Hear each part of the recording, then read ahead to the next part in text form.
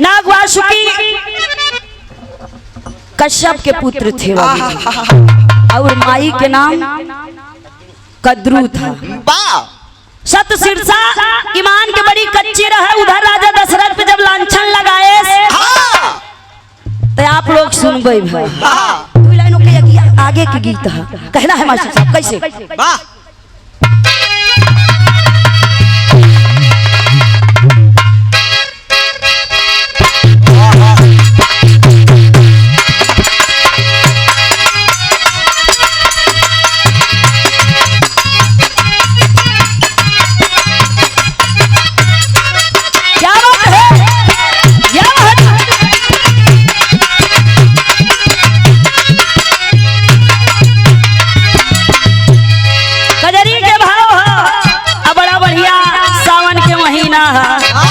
कहना है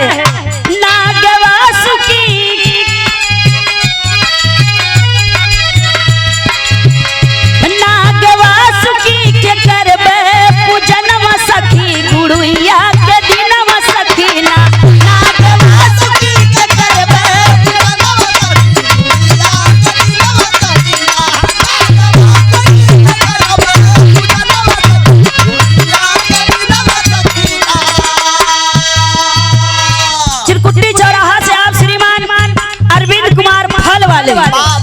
भैया की ओर से 21 रुपए का आशीर्वाद मिला। आपको प्रणाम सब भैया के प्रणाम आशीर्वाद की आकांक्षा है। कहना है नाग वासुकी के करबे पूजनम सखी गुड़िया के दिनम सखी ना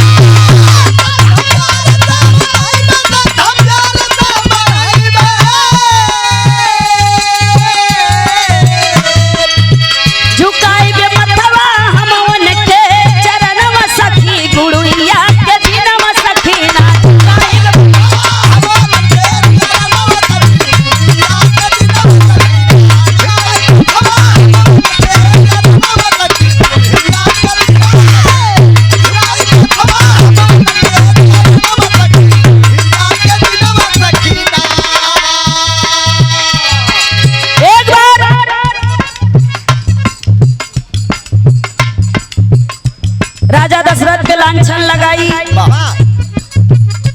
और इधर आप श्रीमान बाबूजी हीरालाल यादव जी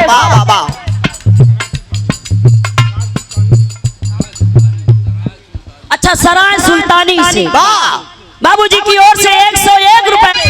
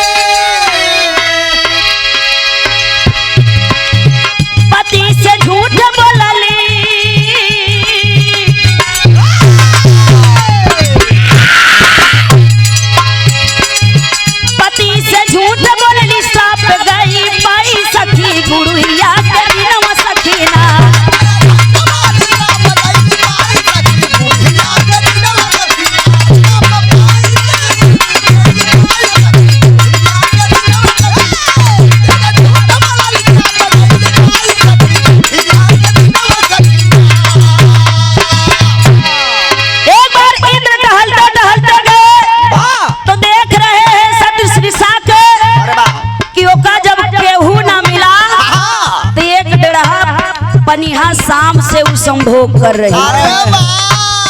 उधर राजा दशरथ के ऊपर लांछन लगाए रहे और जब राजा दशरथ मना कर रहे तो नाग देव वासुकी नाग उसको श्राप दिए और जब इंद्र देखते हैं ये बात तो जाके नाग वासुकी से बताते हैं कि आपकी पत्नी की मन एकदम बेकार हो चुका है, वो एकदम जिसको कणिका बोलते हैं वो हो चुकी है।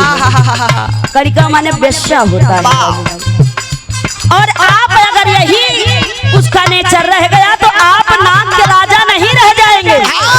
पहले नाग बाबूजी उस श्राप के रूप में नहीं रहत रहे, किरवा के रूप में ना रहा। पैसा ले ला चिरकुटी चौरा जब इंद्र देखे तब पुनः वासुकी नाग उसको श्राप दिए कि आज के बाद तेरा मेरा मिलन इस जन्म में नहीं होगा। आज ही के दिन श्राप दिए थे कि तेरा मेरा मिलन इस जन्म में नहीं होगा। और यही तेरी चाल रही तो हर साल नाग पंचमी के दिन गुड़िया जो लड़की कपड़ा के गुड़ुई बनावा थी वही के रूप में तू हर साल पिटाबू। अब पिटाई कैसे माटी के तीरे दबाई जाबू काहे बदे कि जो डेढ़हा सांप सर्पों में सबसे तुच्छ सांप माने जाता है। यह बदे उस श्राप दिए थे। कहना है नाग वासुकी के करबे पूजन सखी गुड़िया के